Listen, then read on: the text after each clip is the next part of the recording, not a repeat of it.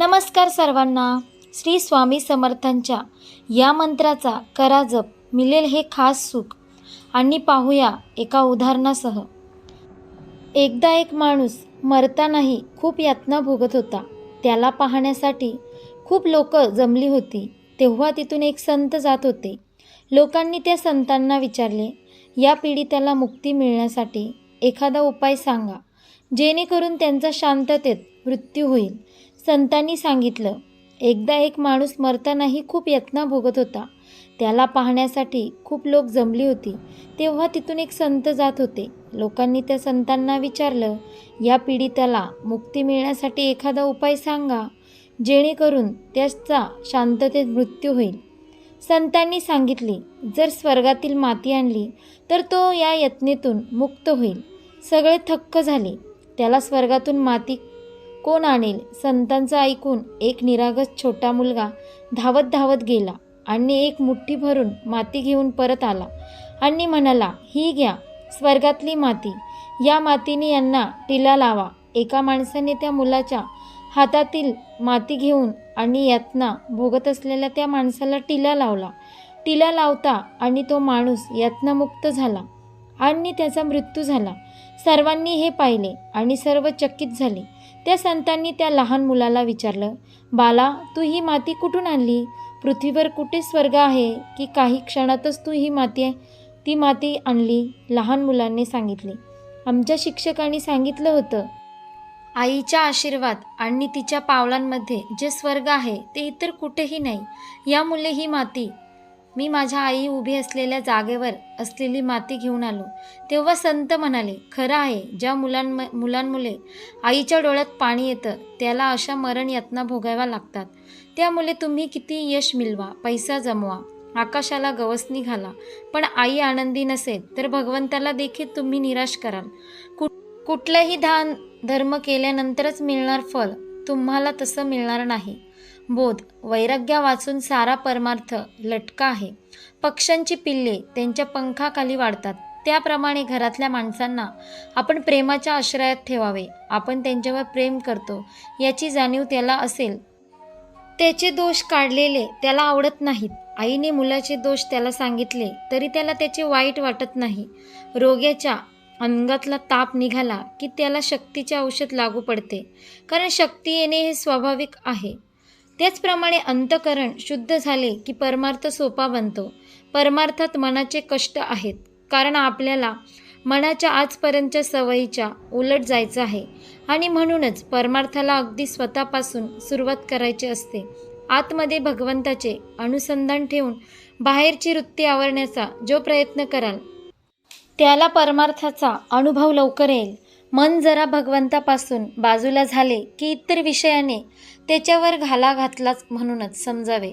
साधकाने रात्रंदिवस अगदी डोळ्यात तेल घालून जप केला पाहिजे. म्हणून परमार्थ म्हणजे अखंड सावधानता होय. प्रपंच आणि परमार्थ वेगळं नाही. प्रपंच अनासक्तीने आणि आनंदाने करणे हाच परमार्थ. परमार्थाच्या आड काय येते? धन, सूद, दारा वगैरे आड येत नाहीत, तर त्याच्यावरचे जे ममत्व ते आड येते. वस्तूवर आसक्ती न ठेवणे हे वैराग्य आहे. ती वस्तू नसणे हे वैराग्य नव्हे. एखाद्याला बायको नसली म्हणजे तो विरक्त आणि असली तरी आसक्त असे म्हणता येणार नाही. बायको असून लंपट नसेल तो विरक्त आहे. ते परमात्म्यानेच दिले आहे आणि ते त्यांचे आहे असे मानून आनंदाने राहणे हे वैराग्य होय. या भावनेत राहून जो इंद्रियांच्या नांदी लागत नाही तो वैरागी. वैराग्यापासून सारा परमार्थ लटका आहे. कोणतीही गोष्ट अभ्यासानेच साध्य होत असते.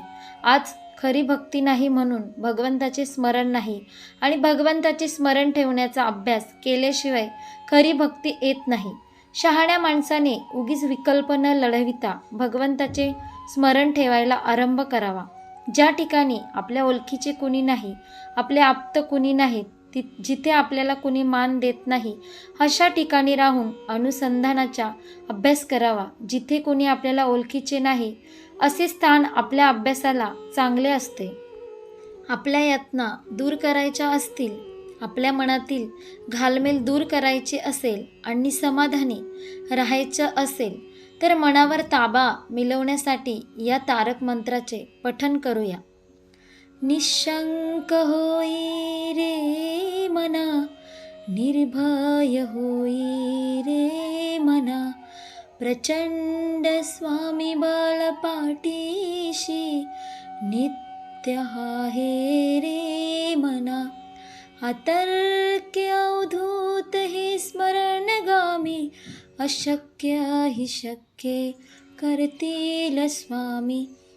जिथे स्वामी चरण तिथे न्यून काय, स्वये भक्त प्रारब्ध घडवी माय. अज्ञान विना कालहीन नेही, त्याला परलोकीहीना भीती तयाला.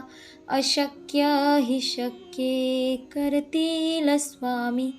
उगाची भीतोसी भये हे पलुदे, बसे अंतरी स्वामी शक्ती कळू दे.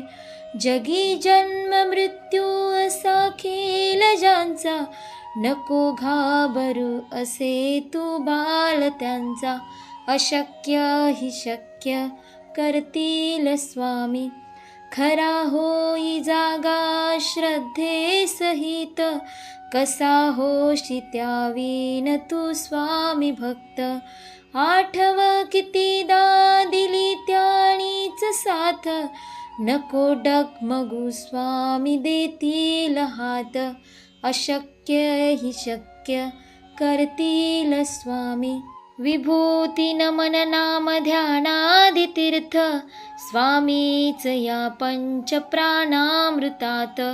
हे तीर्थ घेई आठिवी रे प्रचिती, न सोडती तया जया स्वामी घेई हाती. अशक्य हि शक्य करतील स्वामी. श्री स्वामी समर्थ चरणार नमस्तू. अशा प्रकारे आपण श्री स्वामी समर्थ तारक मंत्र देखील पाहिला आणि एक खूप छान उदाहरण देखील पाहिला. आशा करते तुम्हाला ही व्हिडिओ नक्की आवडली असेल तर लाईक करा, शेअर करा आणि सबस्क्राईब करा. भेटूया एका पुढच्या व्हिडिओमध्ये. धन्यवाद.